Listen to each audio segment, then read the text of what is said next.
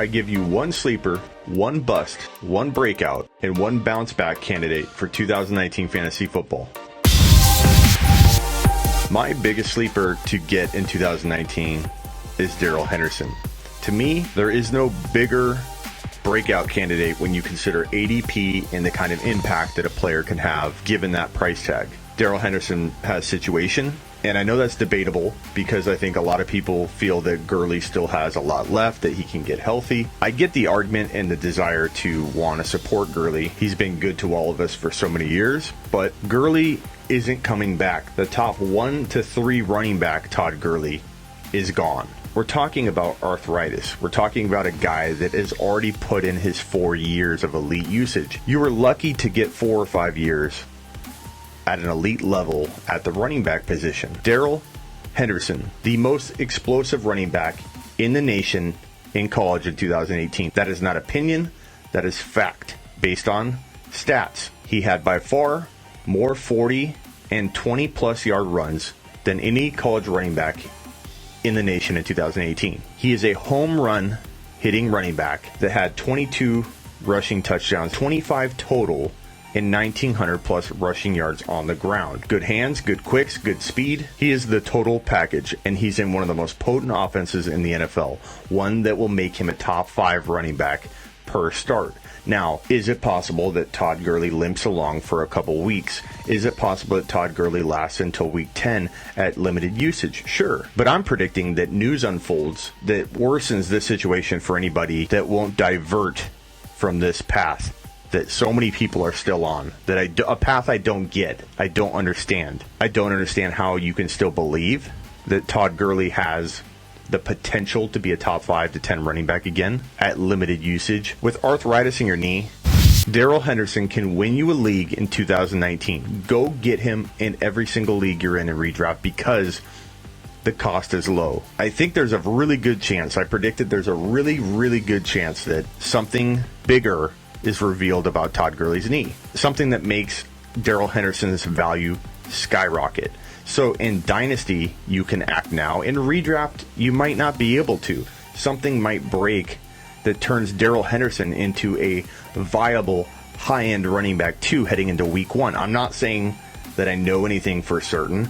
Yes, call it a gut instinct. But everything that I've seen is that this team is keeping people in the dark. All of this, to me, smells like there's a bigger concern than the Rams are letting on. Going after Darrell Henderson is kind of an indication of that.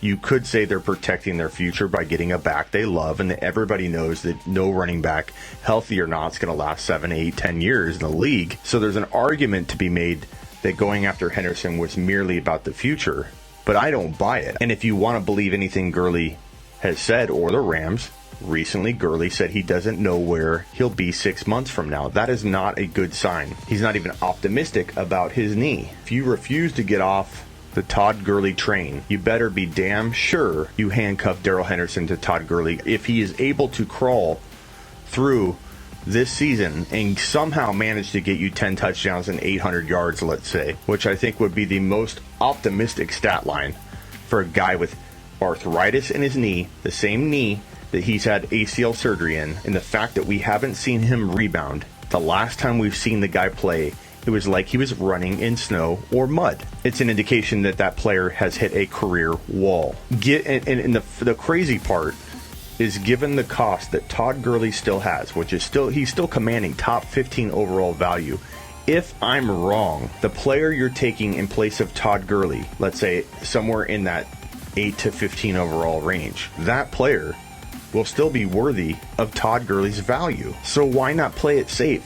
Why take him at all? In any format, in any league, when all this kicked off, I traded Todd Gurley in a second-round future rookie pick for Alvin Kamara in one of my expert leagues. A deal that there's no way I'd pull off right now. Today, things have gotten progressively worse for Todd Gurley as the news has been unveiled. I don't see that changing. I think things will only get worse, which means Henderson's value will climb. So that topic addresses my bust in Todd Gurley, and that brings us now to the James Conner piece of my bust prediction. I think Gurley and Connor, given their ADPs are very close, I think it's warranted to talk about both. And I've beat a dead horse on both, but I think given the ADPs aren't changing, my job is not done. Believe in Connor if you want. Just make sure you handcuff him at all costs to Jaylen Samuels and Benny Snell if your rosters are very deep and you can afford to hoard running backs to protect your number one running back. Me, I'm taking Samuels and Snell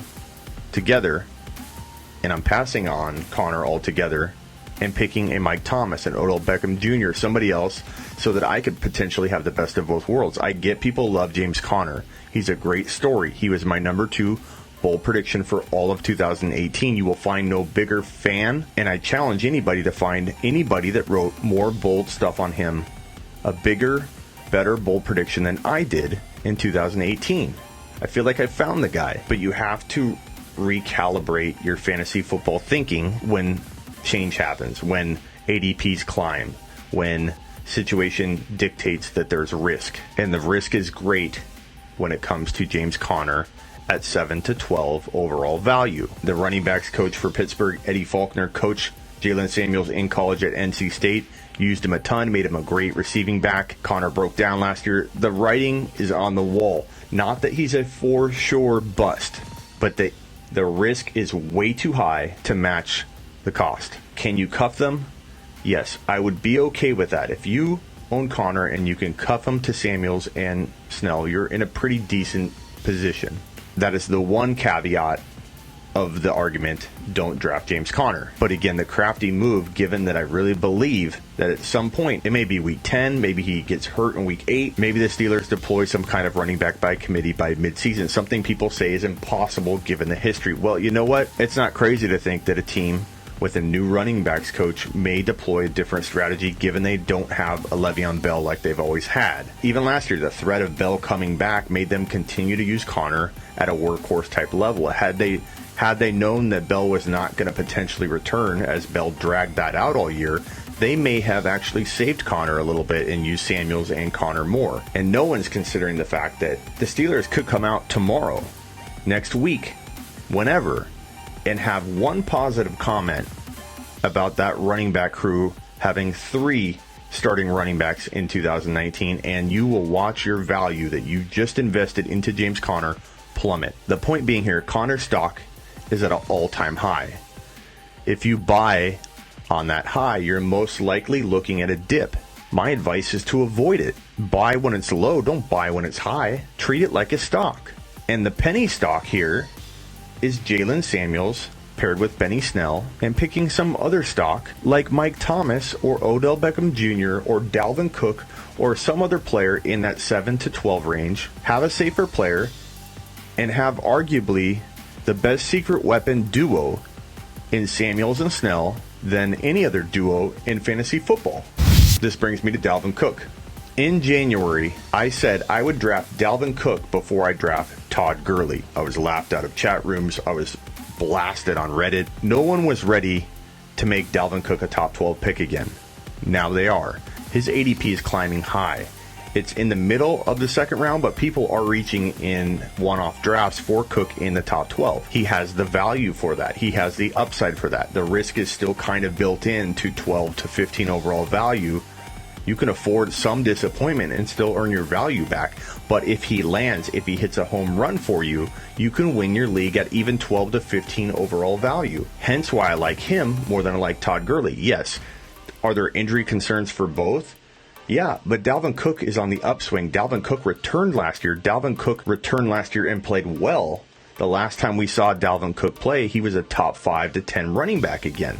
You can't say the same thing about Gurley. That's the big difference here. Gurley has never rebounded. These two situations are far from parallel. As your second drafted player, you can win a league with Dalvin Cook.